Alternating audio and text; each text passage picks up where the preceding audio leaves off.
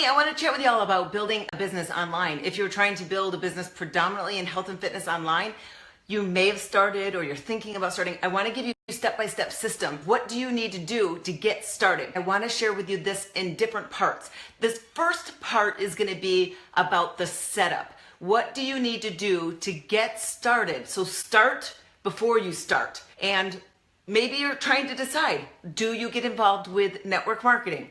Are you considering becoming an affiliate marketer? Are you actually looking to develop your own product, your own workout, or your own suite to be able to support people in health and fitness? Is that on your radar? If those are some things that you're considering to grow a business, you can't just all of a sudden start without the plan. For me, I've been doing it now for 17 years that I kind of had to figure it out as I went. And a lot of it's failure and you learn from your lessons, but I also work with the experts, and that's how I've been able to be as successful as I have been with the health and fitness industry. So let's get started. Let's talk about the first part. This is going to only be part one of this whole process. I don't really want to get into what do you actually do online. Let's start with the setup process that's so important if you're trying to grow a health and fitness business predominantly online. So my name's Christine, and I've been growing and helping entrepreneurs in the health and fitness space develop their businesses predominantly all online to be able to streamline their activity so that it produces maximum results. Coming from the fitness background myself, I know the years and the time invested in burnout that you have of giving so much of yourself to be able to make that return. And really the only way to increase the return and make more money is to constantly give more of yourself, or really cross your fingers and hope that people re-sign back up again with you, or your classes are full, or buy my stuff. You're really dependent on other people's actions for your success. And that is exhausting. It will burn you out, and it may even make you fail out. You can injure out. You gotta have a way to be able to make income where you're not reliant on your physical body being somewhere. I hope that really kind of sticks out, because if you're like me in the health and fitness space, your body can't last as we think it can. And the same thing is when you are trying to grow your business, especially in health and fitness.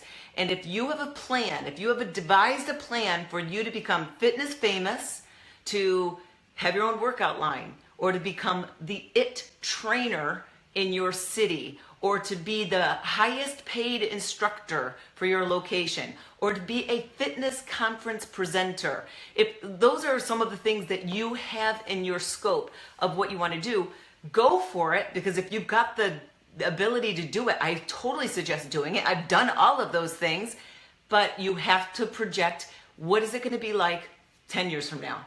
20 years from now? Am I going to still want to keep doing that?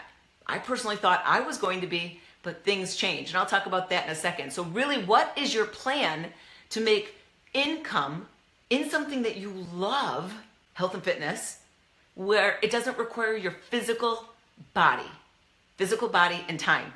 To give you a little bit of background about myself, I've been in the fitness industry now for over 26 years. I've been starting with group fitness. That was how I started. I started back in college. I was at a medical college, and they wanted someone to teach group fitness, and I was like, I've never taken this before in my life, but you'll pay? Okay, I will go. And that's how I started, in a conference room, to one girl, twice a week. Well, that's how I started. I grew from there, I got a little better, and from there I became a fitness professional, where I was the person that went and certified everyone in certain trademark workouts. When that was working with Chalene Johnson, who's a fitness celebrity. Now, from there though, I grew within her company to be the mentor for fitness professionals who want to take themselves to that next level. They want to be a fitness conference presenter. They want to own their own business. They want to produce their own workout line. And I was the person that mentored those people into doing that for so many years. But now, for the past 9 years, I've smartened up, if you will.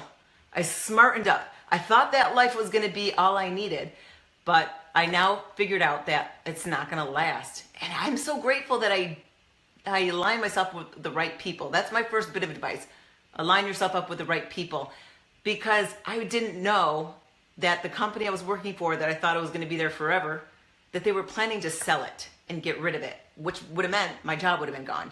So I'm so grateful that I decided to start being a coach and help people online develop their business in health and fitness, and help other people also decide to live a healthier life too. Let's get started right away. Part one is, what do you need to do to get set up to get going before you go? So you've got this goal.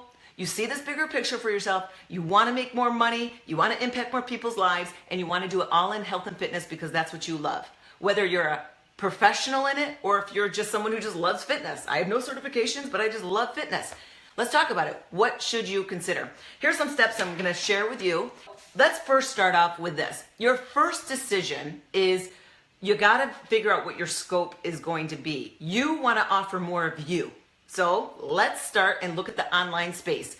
Out of the social media platforms, which ones, one-on-ones, will be the best one that you should focus the majority of your attention and building and research and money sometimes into? Which one is going to be the one that you want to use? But general rule of thumb, choose the one that you're using now. It's where you are now. You're comfortable with it. The one that you use predominantly every day. And that most likely is going to be where the people who are following you are. So your market, your target market, if you will, that's where they are. But I'm going to definitely suggest that you try not to spread yourself across them all.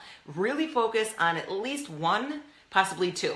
I don't suggest going all and every, because you'd have to have a hired staff of people to be able to manage that effectively. And that's a little challenging as you're trying to get started.